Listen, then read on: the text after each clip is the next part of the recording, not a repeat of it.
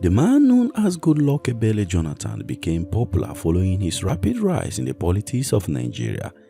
Within a period of 11 years, from 1999 to 2010, Goodluck Jonathan rose from the position of deputy governor to vice president, and finally to president of the Federal Republic of Nigeria.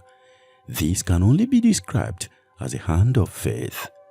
But his remarkable rise came crashing down in 2015 after a devastating defeat by Muhammadu Buhari of the All Progressive Congress (APC). In this edition of Hispu Media, we bring to your view the rise and fall of Goodluck Ebele Jonathan. Please stay tuned. Welcome to Hispu Media, in-depth history. Remember to hit the like button on this video and subscribe to Hispu Media. It will go a long way to help us. Thank you. Goodluck Ebele Jonathan was born on the 20th of November 1957 into a Christian family in the rural community of Otueke in Obia local government area of Bayelsa State, then Rivers State. His father, Lawrence Ebele Jonathan, was a canoe maker, while his mother, Eunice Ebele Jonathan, was a retired farmer. At the age of just 6, he was enrolled at St. Stephen's Primary School, now State School Otueke. He later moved to St. Michael's Primary School, Oloshiri, where he completed his primary education in 1968. 2 years after his first school leaving certificate, he gained admission into Mater Dei High School, Imirigi. Jonathan graduated from the school in 1975. After obtaining his SSCE certificate, he was admitted as one of the pioneer students of zoology at the University of Port Harcourt, Uniport. Jonathan took his studies seriously and graduated with a Bachelor of Science (BSc) degree in 1981. After a few years of interlude from further studies, Jonathan returned to the University of Port Harcourt to pursue his postgraduate programs. He received his master's degree and doctorate in hydrobiology and fisheries biology in 1985 and 1995 respectively. His remarkable political career began with the return of democracy in 1998 following the death of General Sani Abacha, who ruled Nigeria as a military dictator from 1993. He was driven by his desire to have political influence that could help in solving the problems of his community. Not long after taking this all-important decision, he became the deputy governor of Bayelsa State. Before this period, he had served as an education inspector, lecturer, environmental protection officer, and as an assistant director at the defunct Oil Minerals Producing Areas Development Commission. Those who knew him described him as simple, unassuming, and humble to a fault. Interestingly, none of his friends, colleagues, and associates ever expected him to jump into the murky waters of Nigerian politics. But that was exactly what he did. In 1999, Dear Prayer Alamesia ran for governor of Bayelsa State and appointed Goodluck Jonathan as his running mate. This was the beginning of his rapid rise in the politics of Nigeria. The Alamesia Jonathan ticket won the election. In May 1999, he was sworn in as the first civilian governor of Bayelsa State and Jonathan as the first civilian deputy governor of the state. The ticket was re-elected in 2003 and Jonathan was recognized as the most hardworking deputy governor in Nigeria for his diligence and loyalty to his governor. In September 2005, one extraordinary incident happened. Dear Prayer Alamesia was detained in London on charges of money laundering. About 3 months later, on the 9th of December 2005, he was impeached by the Bayelsa State House of Assembly. Dr. Goodluck Ebele Jonathan, who was the deputy governor at the time, became the substantive governor. In another beacon of the hand of faith, Dr. Goodluck Jonathan was appointed by Muhammadu Buhari as his running mate ahead of the 2007 presidential election. Unknown to him, he would become the president by another twist of fate in 2010. Due to President Muhammadu Buhari's continued stay in Saudi Arabia for medical treatment, Jonathan was named acting president of Nigeria on the 9th of February 2010 following a controversial doctrine of necessity from the Nigerian Senate. Unfortunately, Yar'Adua could not return alive. Following President Yar'Adua's death on the 5th of May 2010, Jonathan as acting president was sworn in as a substantive president of the Federal Republic of Nigeria on the 6th of May 2010. 2 weeks later, on the 18th of May 2010, the National Assembly approved Jonathan's nomination of Kaduna State Governor Namadi Sambo to replace him as vice president. He completed the remaining tenure of the Yar'Adua administration and contested for president in the 2011 election. After sweeping to victory with a vast majority of the votes during the 2011 presidential election, it didn't take long before the Goodluck Jonathan presidency began to unravel. Dr. Jonathan, who had endeared himself to majority of the ordinary Nigerians with his "I had no shoes" speech, promised a break from the old ways of doing things. His campaign slogan, which was tagged "A breath of fresh air," promised a break from the old and mostly retrogressive way the country had been governed in the past. Just like all the country's presidents or leaders before him, Dr. Jonathan began his presidency with a couple of promises. But one interesting thing about his emergence is that Nigerians did not see him as another member of the country's elite, promising to be the messiah of the long-suffering common man. Instead, they saw him as one of them, someone who had experienced their pains and hardship, promising to alleviate those pains. Therefore, nothing could be more reassuring for Nigerians. But how did the country fare under Goodluck Jonathan? For instance, in his inaugural speech, Jonathan promised a transformative government that could grow the economy, create jobs, and provide overall happiness to Nigerians. But his administration could not deliver on most of its promises and was accused of humongous corruption. It did not take long before Nigerians began to despise the president they once loved. His administration was believed to have failed in some of these key areas.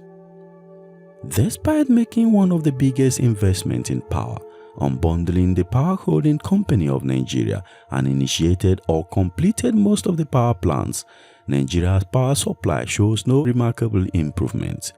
While the government claims that power generation has increased to about 6,000 megawatts at the end of May 2015, this did not translate into power supply in the homes of Nigerians.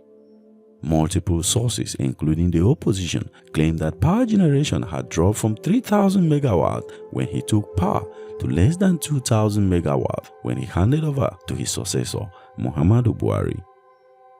In fact, the biggest burden of the Jonathan administration was security.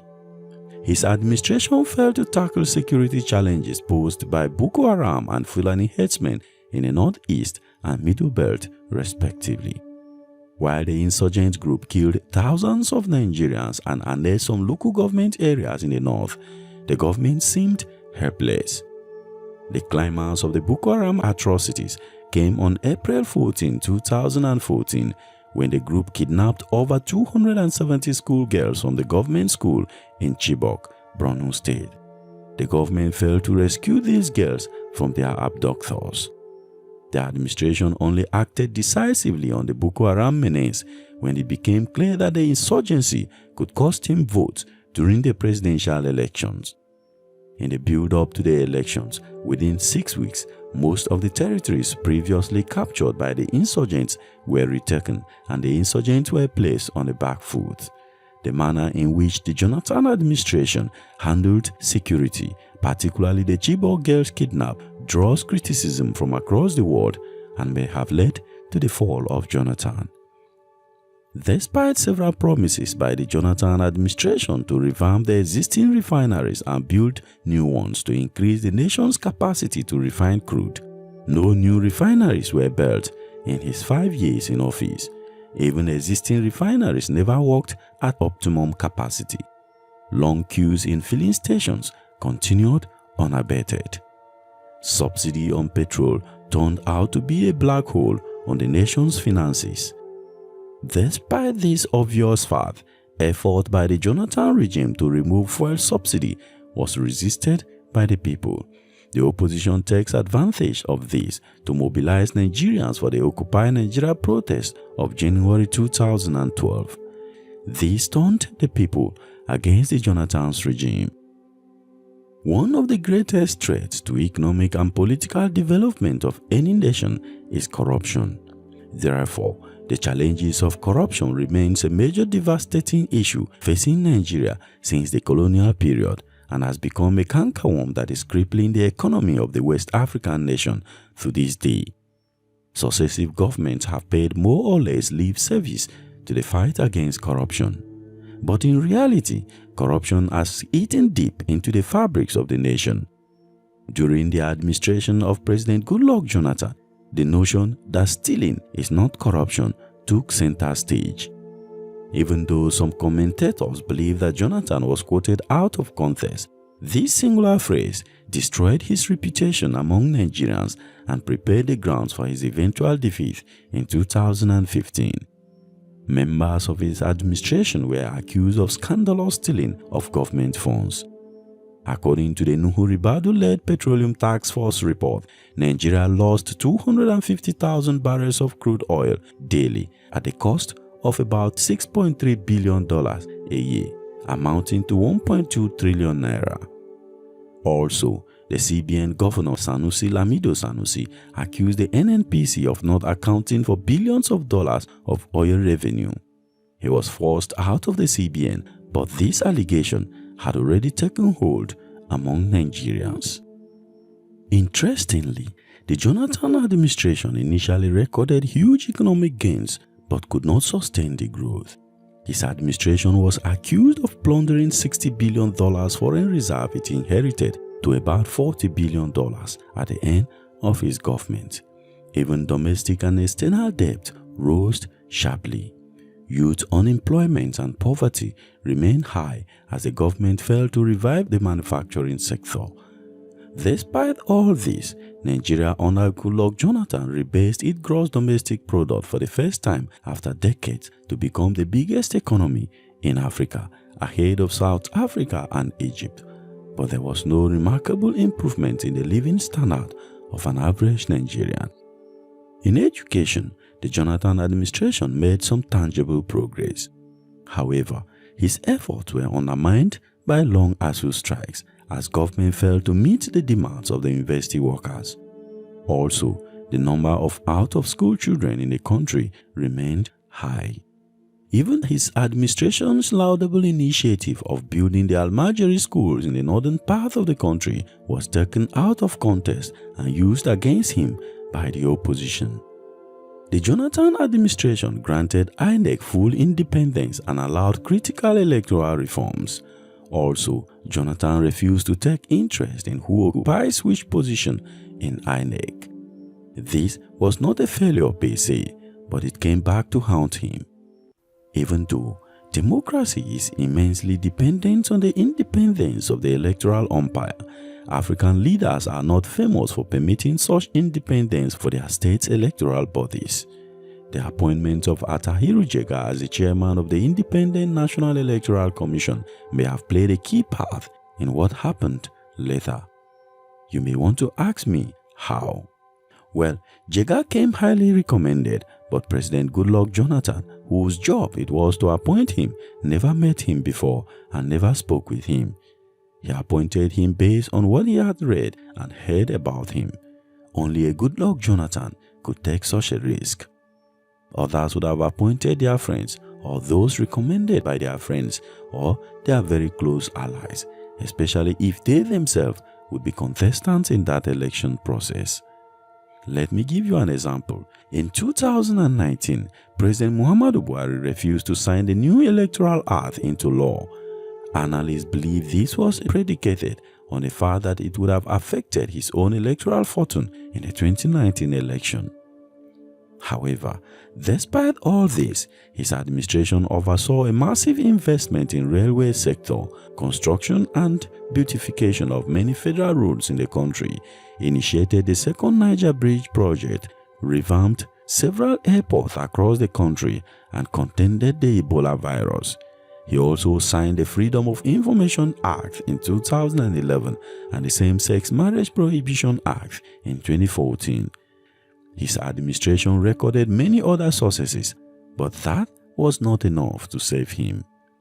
Also, the formation of the APC in 2013, which led to a North-South alliance for Muhammadu Buhari ahead of the 2015 elections, ensured that Jonathan's PDP was defeated. This became the first time an incumbent president would be defeated by the opposition. However, the manner in which Jonathan handled his defeat in 2015 made him even more popular after leaving office. Jonathan called his opponent Muhammadu Buhari to concede defeat even before the final collation of results.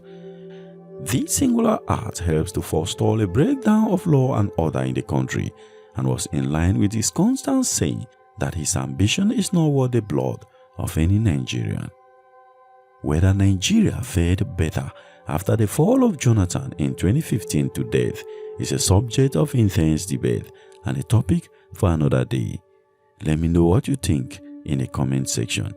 Click here to watch our story about the fuel subsidy removal and the Occupy Nigeria protest of 2012. For more interesting stories like this, please like this video, subscribe and enable notifications. Thank you very much for watching. Peace.